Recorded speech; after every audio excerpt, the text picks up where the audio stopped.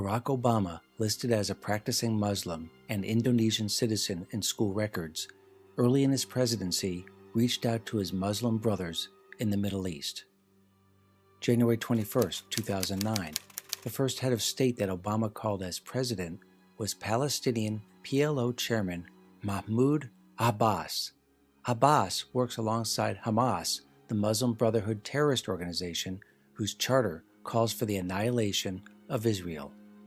April of 2009, Obama secretly met with members of the Muslim Brotherhood in Washington, a group whose own documents call for the destruction of the United States and the creation of a worldwide caliphate. Throughout his presidency, Obama has met with Muslim Brotherhood front groups like the Council on American Islamic Relations literally hundreds of times. Now, if my Muslim friends were here, and I invited some, I invited Hassan Shibli, who used to be a friend of mine until he went over to CARE, which is a terrorist organization. And I tell all my former Muslim friends, if you go to CARE, you become an enemy of the state and an enemy of Tom Trento, an ideological enemy. It's that simple. Hassan Shibli, I understand, was working his little scam with the city of Venice. They do this all the time all over the country. When one of us speaks someplace, they go in, play the victim card, and try to get the administration in a particular municipality ultimately to do sensitivity training. CARE is a terrorist organization. They are Hamas.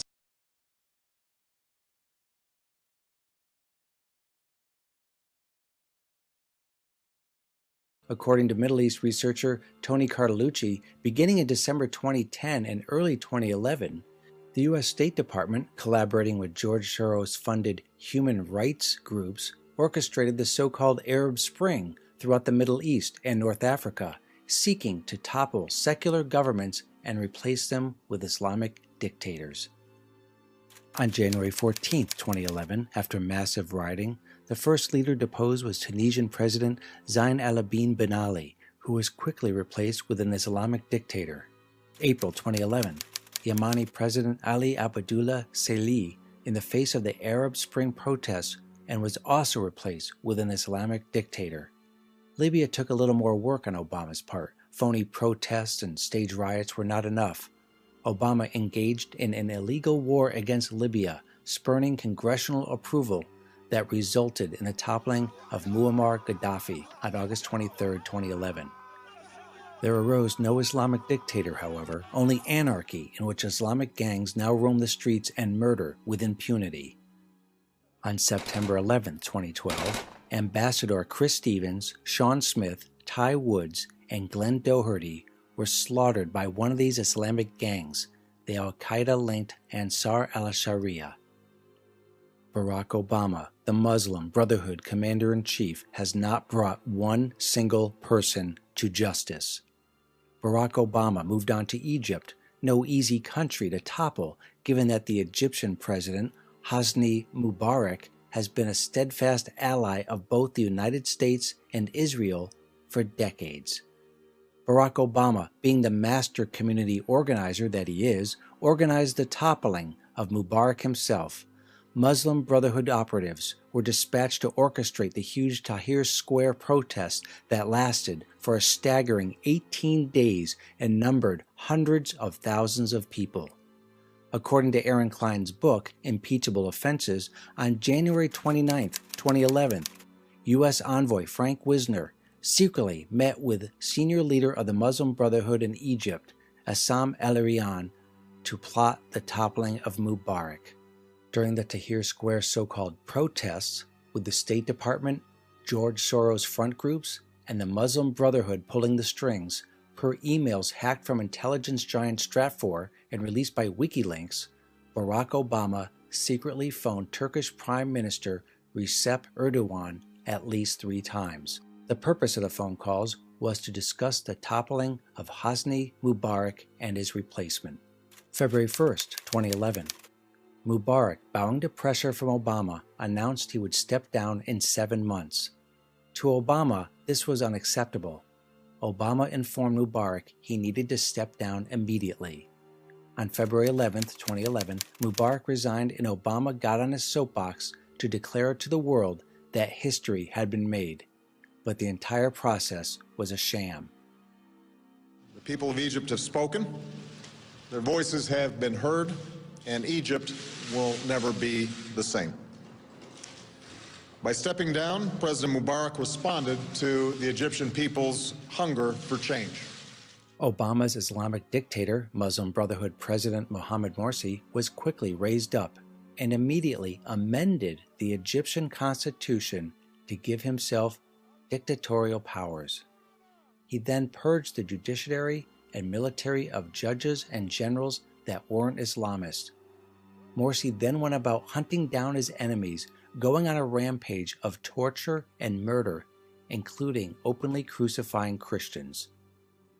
Barack Hussein Obama, our Muslim Brotherhood commander-in-chief, all the while continued to support Morsi and sent him $1.3 billion in support of his Islamic dictatorship. It's been reported today in a couple of places. One of my friend Breitbart's online news blurb from A.W.R. Hawkins. Another is from the Washington Post, two different ends of the spectrum perhaps.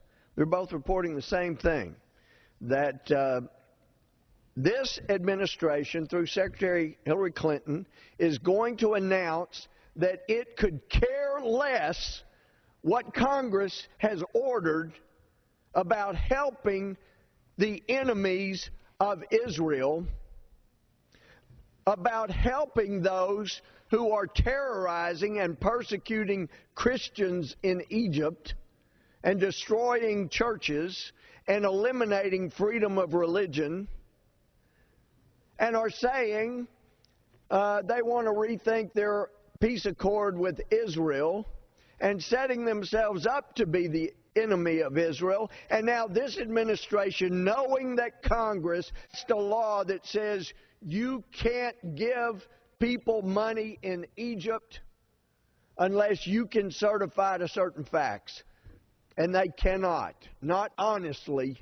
If they do so now with what we know publicly, we know they will not be honest in doing so. And they're going to give $1.5 billion, not in humanitarian aid, according to this story, not food, military aid. So forget all of those speeches that this president gave at AIPAC and, oh gosh, we're Israel's best friend, we're going to help them, because, oh no, we're going to give people who have the power to destroy Israel on the border with Israel military aid as they are planning. Many there make it clear they hate Israel, they hate us.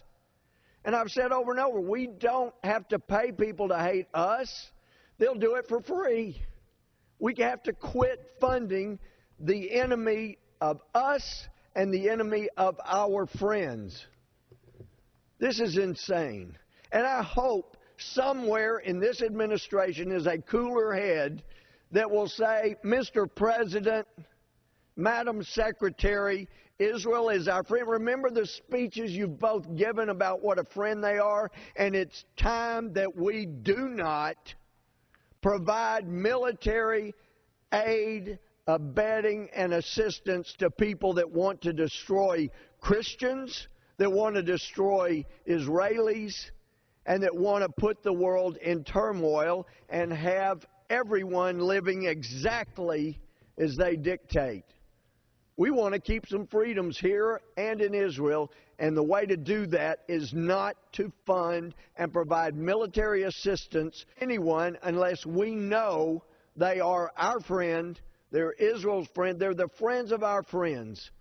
To do otherwise will bring calamity on this country like they will not realize until it's too late.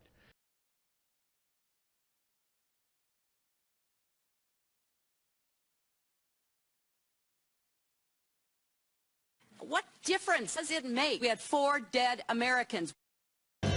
And welcome back to Hannity. Tonight we continue to follow the growing controversy about how the Obama administration is gifting some of our most deadly military weapons to the radical regime in Egypt as part of an aid package. And to demonstrate just how idiotic this proposal is, to give away 20 of our F-16s and 200 of our tanks to a country led by a 9/11 truther, a guy that refers to the Israelis as descendants of apes and pigs, somebody like Mohammed Morsi, we sent our cameras to the Frontiers of Flight Museum in Dallas, Texas, to show you, our viewers, just how deadly an F-16 can be when it ends up in the wrong hands. And here to explain more about this aircraft is museum director and former U.S. fighter pilot himself, Lieutenant Colonel Bruce Bleakley.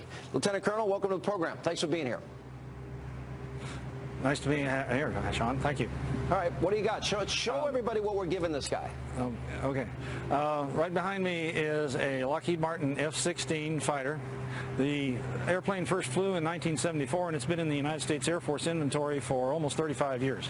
It can fly at twice the speed of sound. It can climb to 50,000 feet, and it's extremely maneuverable, which has made it a very successful aircraft in air-to-air combat over the years. It's equipped with a internally mounted 20-millimeter Vulcan cannon.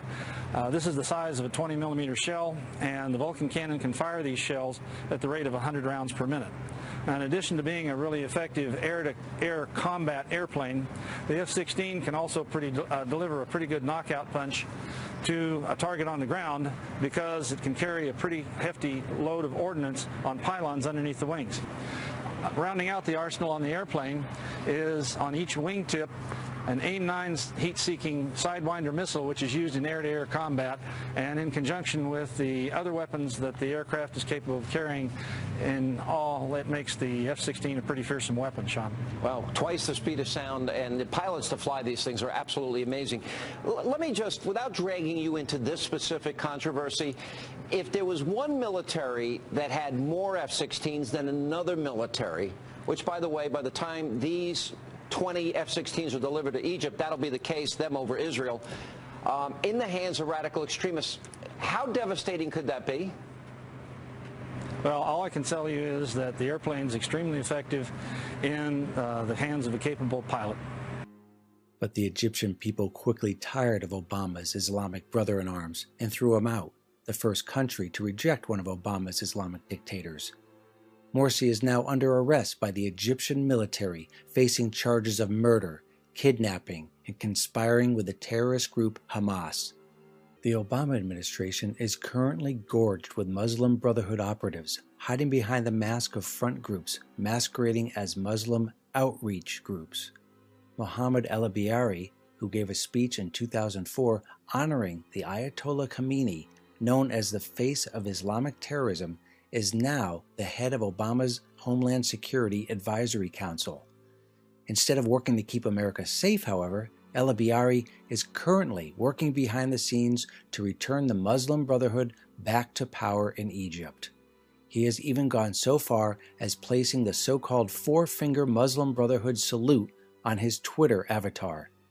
The symbol is used in support for ousted Muslim Brotherhood Egyptian President Mohammed Morsi. But back to our Muslim Brotherhood Commander-in-Chief, Barack Obama. On June 4, 2009, Obama gave his so-called Cairo speech in Egypt, where he demanded the front row be reserved for Muslim Brotherhood members, to the consternation of then Egyptian President Hosni Mubarak. The Muslim Brotherhood at the time were outlawed in Egypt because of their extensive ties to terrorism. The only answer, as shocking as it sounds, is that Obama is a member of the Muslim Brotherhood, the puppeteers behind the push for a worldwide caliphate. The evidence? Obama has at least 6 Muslim Brotherhood members inside his administration, including the head of the Department of Homeland Security Council, Mohammed El-Biari,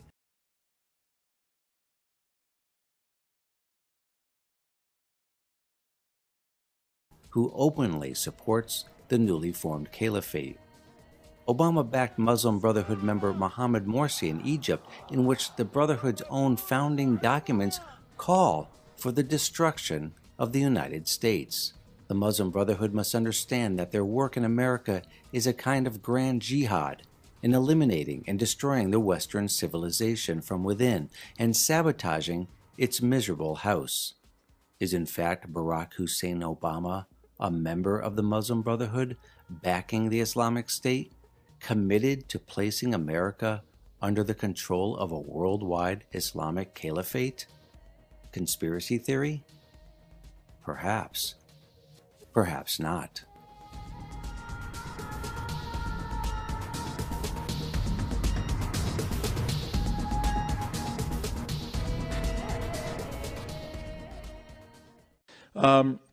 Right now, these are the 6 main Muslim Brotherhood operatives that advise President Obama on a daily basis. These are vile individuals that are anti-American.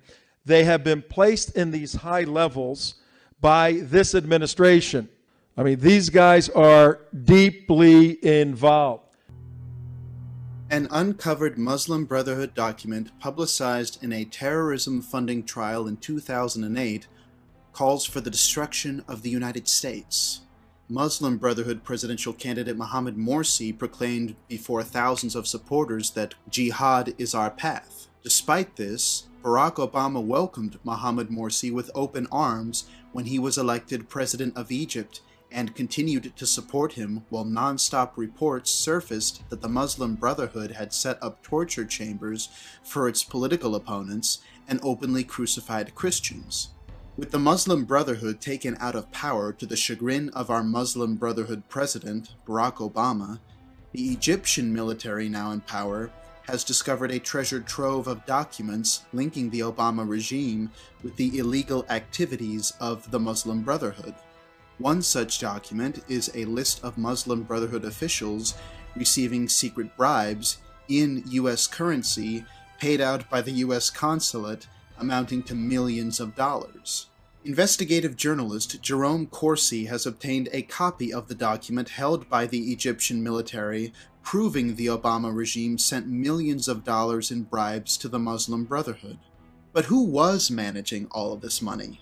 Did the Muslim Brotherhood walk around with hundreds of thousands of dollars in their pockets?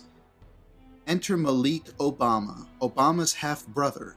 According to Egyptian television, as reported by Jerome Corsi, the Supreme Constitutional Court of Egypt wanted to, quote, inform the American people that their president's brother Obama is one of the architects of the major investments of the Muslim Brotherhood. We're not just talking about the bribes the Muslim Brotherhood received in Egypt, but the entire Muslim Brotherhood finances worldwide that more than likely includes an astounding $8 billion bribe to the Muslim Brotherhood made by the Obama regime, as reported by Egypt Daily News and Arabic News TV 14. The bribe was payment to guarantee that the huge tract of Egyptian land, the Sinai Peninsula, be turned over to the Muslim Brotherhood sister group, Hamas. According to Egypt Daily News, a document exists showing the $8 billion agreement with the Obama administration that was signed by former Muslim Brotherhood President Mohammed Morsi and his second-in-command, Karat al-Shatur, both under arrest by the Egyptian military for murder and treason.